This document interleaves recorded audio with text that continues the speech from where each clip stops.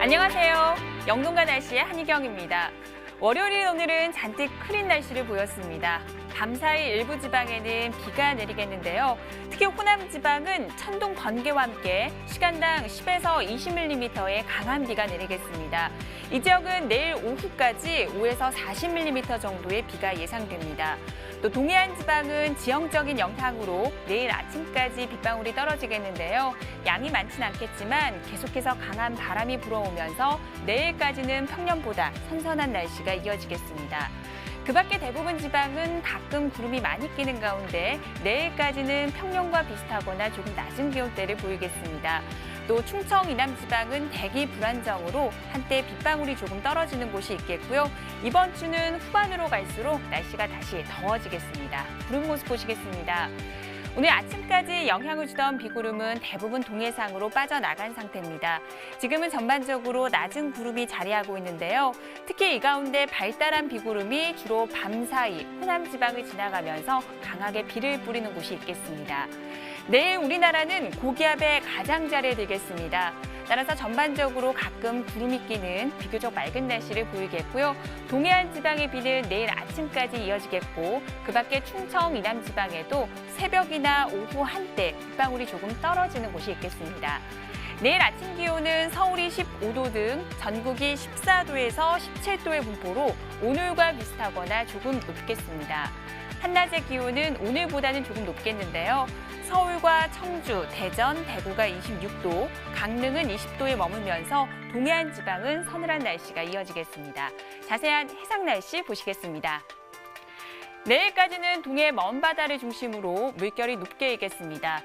또 서해상에는 천둥 번개와 함께 요란한 비가 내리는 곳이 많겠습니다. 날씨 정보였습니다.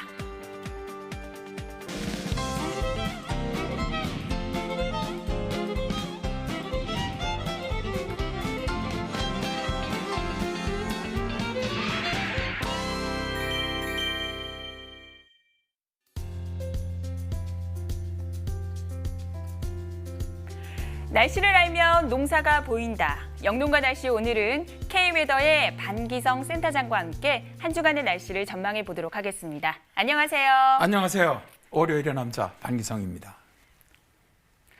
네, 오늘은 먼저 기상청의 국민참여관측 홈페이지를 통해서 각 지역 주민들께서 직접 보내주신 오늘의 날씨 풍경을 만나보도록 하겠습니다.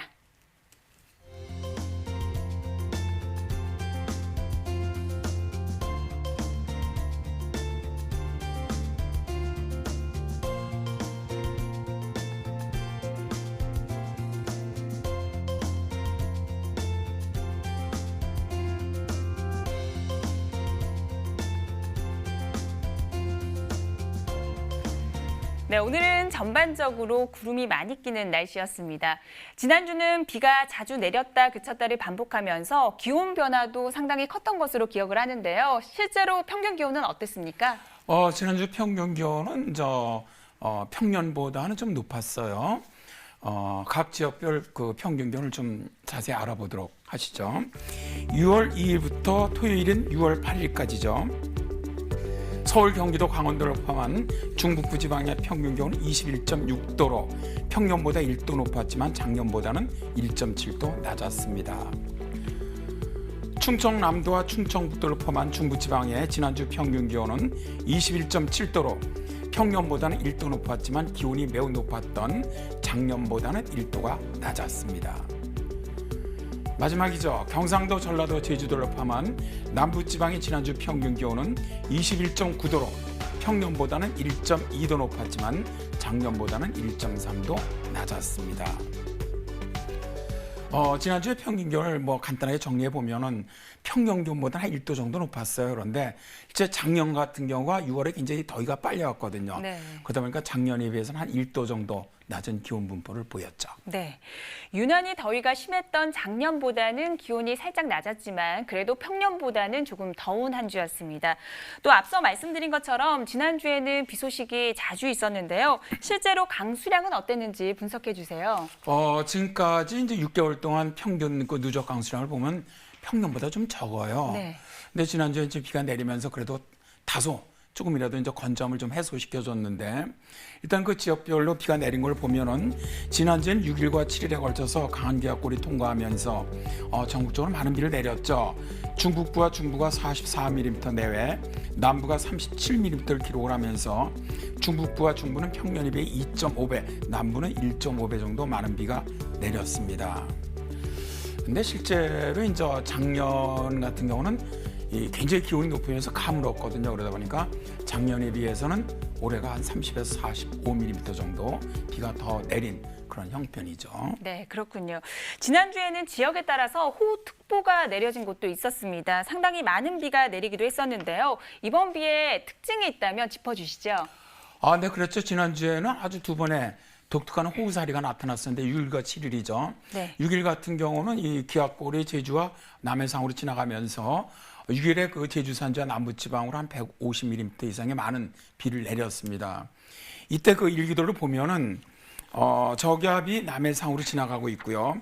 이때 제주 남쪽으로 따뜻한 공기가 남풍을 따라 유입되고 있고 서해상에 위치하는 상층의 찬 공기가 대기를 불안정하게 만들면서 남해안과 제주 산악을 중심으로 150mm 이상의 많은 호우가 내렸죠.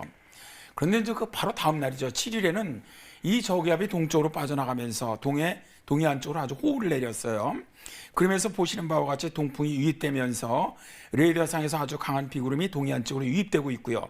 이로 인해서 강원 동해안 인근 산악인 향로봉 등에 150mm 이상의 호우가 내렸고 경북 동해안 지역으로도 100mm 이상의 많은 비가 내렸습니다. 네, 이제는 폭염과 함께 폭우에 대한 대비도 슬슬 필요해지는 시기인데요. 기상청에 따르면 올여름은 평년 기온보다 조금 높겠고 폭염 일수도 조금 더 늘어날 가능성이 있다고 합니다. 또 예측이 불가능한 국지성 호우가 자주 내릴 것이라고 전망을 하고 있는 상태입니다. 폭염과 폭우 모두 농사일에는 치명적인 날씨 요소가 아닐까 싶은데요. 이에 따라서 농림축산식품부는 여름철 농업재해대책 상황실을 예년보다 닷새 정도 앞당겨 바로 오늘부터 가동에 들어갔습니다. 오는 10월 15일까지 운영이 되는데요. 이 상황실은 기상청과 협력을 해서 기상 상황을 상시 점검하고 또 기상특보가 내려지면 바로 비상체제 근무로 돌입하게 됩니다. 네, 그래도 오늘은 한 차례 비가 내리면서 더위는 잠시 쉬어가고 있는 상태입니다. 더위가 심할 때는 시원한 소나기라도 내려주면 한결 낫기 마련인데요. 여름철 도시 곳곳에서도 이 더위를 식혀주기 위해서 안개비를 뿌리는 곳이 있잖아요. 네, 그렇습니다. 아주 뜨겁게 달궈진 태양빛의 그 뜨거운 온도를 갖다 좀 식혀주기 위해서 안개를 갖다가 이제 이걸 뿌려주는 걸 갖다 우리가 쿨링 포그라고 부르거든요. 네. 그래서 이 쿨링 포그는 정수된 물을 안개와 같은 미세 입자로 분사해서 주변 온도를 낮추는 냉방 장치라고 할 수가 있는데 폭염 문제가 가장 심각한 대구시는 현재 이미 5곳의 쿨링 포그를 설치해서 운영하고 있고요. 서울시도 광화문 광장의 보행로 난간 80m 구간에 물 분사 노즐을 설치해서 6월 말부터 8월 말까지 쿨링 포그를 시범 운영할 계획이라고 합니다. 네, 여름철에는 또 한 가지 신경 써야 할 것이 있습니다. 바로 자외선인데요. 이제는 점점 자외선 지수가 높아지고 있는 시기입니다. 자외선을 조금 더 현명하고 꼼꼼하게 차단할 수 있는 요령이 있다면 알려주세요. 아무래도 그 강한 태양빛 속 안에 있는 자외선 같은 경우는 일광화상이라든가 피부 노화를 불러오거든요. 따라서 한여름철에는 이 강한 자외선으로부터 좀 피부를 갖다 보호할 수 있는 그런 조치를 갖다 취하는 것이 필요합니다. 네. 그래서 이제 자외선 차단제를 사용하게 되는데 자외선 차단에 따라서 자외선 차단 지수와 자외선 A 차단 등급이 달라요. 그래서 제품 설명서에 기재된 대로 충분한 양을 얼굴과 팔에 막을 씌우듯 골고루 발라 효과가 있는데요. 자외선 차단 지수는 SPF로 표기를 하고 자외선 A 차단 등급은 PA로 표기를 합니다. 그러니까 SPF의 숫자가 크고 PA 옆에 플러스 표시가 많을수록 그만큼 차단 효과가 큰 제품인데요. 노지에서 작업을 하는 농민들께서는 자외선 차단 지수 50 이상 되는 제품을 선택하시는 것이 좋습니다. 자, 이제 우리가 한여름에는 보통 10시부터 오후 3시 사이가 태양빛이 가장 강하면서 자외선도 가장 강합니다. 따라서 이 시간대는 이제 가급적 좀 외출을 자제하는 것도 요령이라고 할 수가 있겠네요. 네, 이제는 뭐 작업 전이나 외출 전에는 반드시 자외선 지수를 확인하셔야 될 것 같은데요.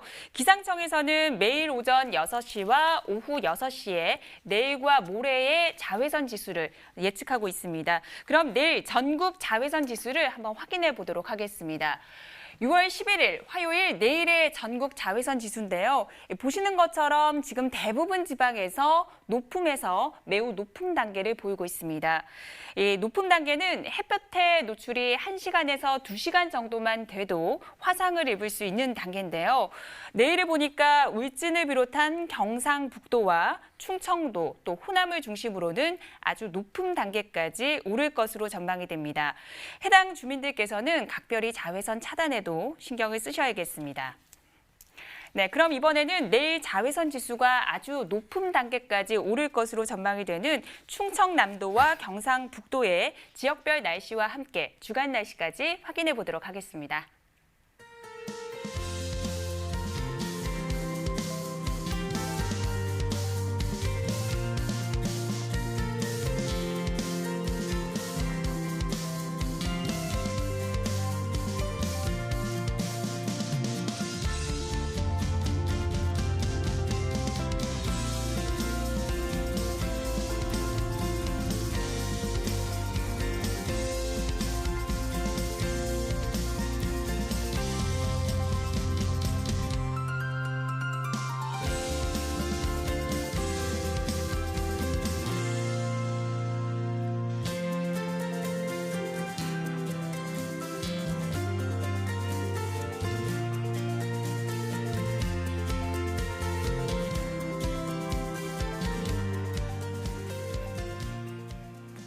네, 현재 시간 8시 42분 지나고 있습니다.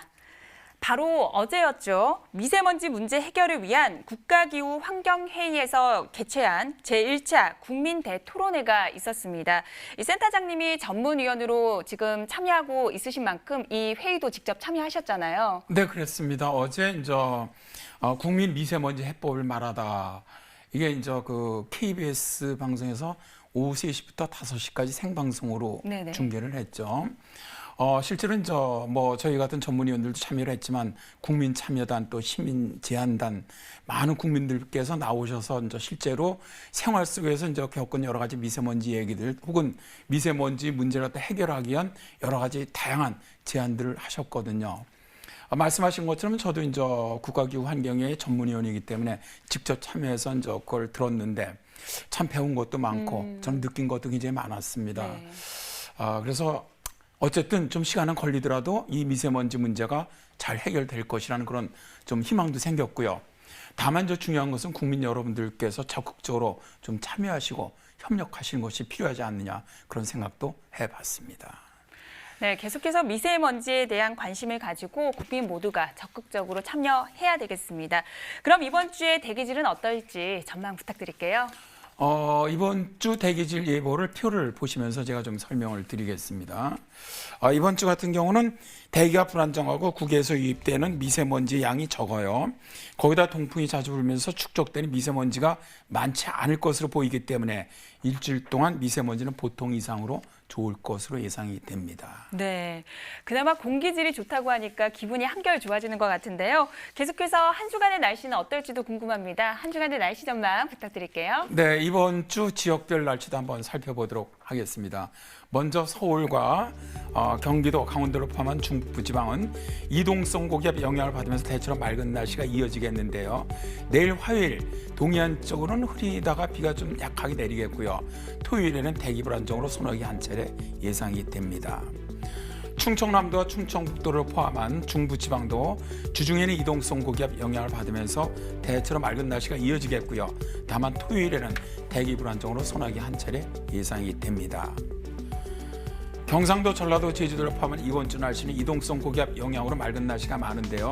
다만 전라도 지역으로 내일 소나기 한 차례 예상이 되고 있고요. 그리고 토요일에는 구름이 많은 흐린 날씨가 되겠습니다. 네, 이번 주는 대체로 맑은 날이 많겠고 주 후반으로 갈수록 날씨가 더워질 것으로 예상되고 있습니다. 이번에는 역사 속에 기록된 농업 이야기를 통해서 우리 선조들의 지혜를 엿보는 시간이죠. 역사 속의 영농 이야기 함께 만나보시죠.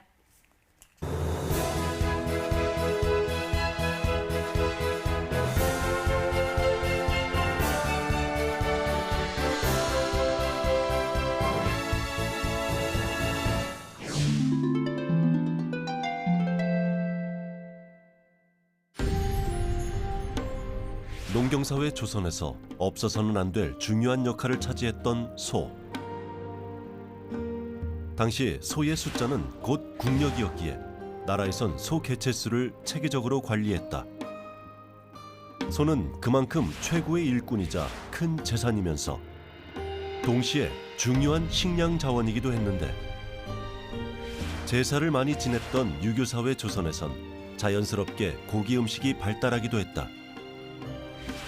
그리고 소 개량과 증식을 위해 만들어진 축산 서적, 양호법이 편찬된 이후 소의 숫자는 급격히 증가하게 되고 소의 숫자가 늘자 양반부터 일반 백성까지 소고기 요리를 즐기게 되었다.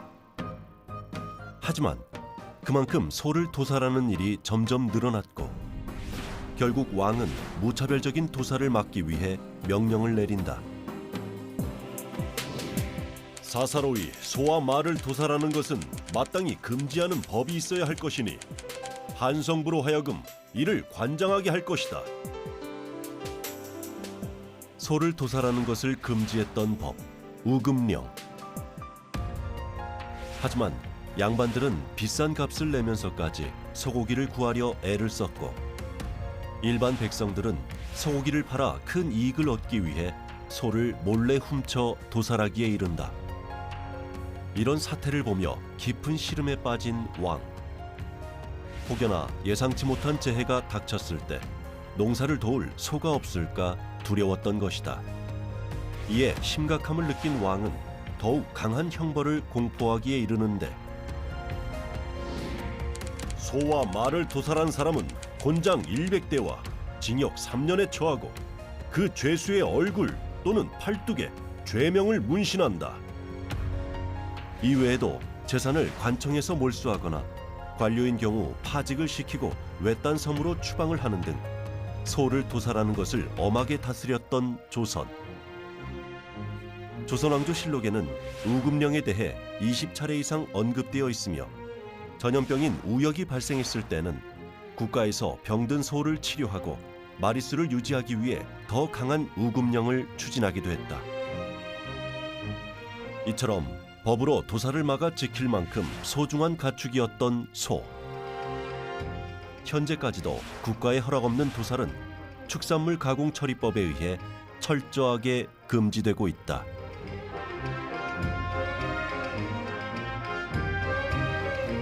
네, 오늘은 조선시대 때 소의 도살을 금했던 우금령에 대해서 알아봤습니다.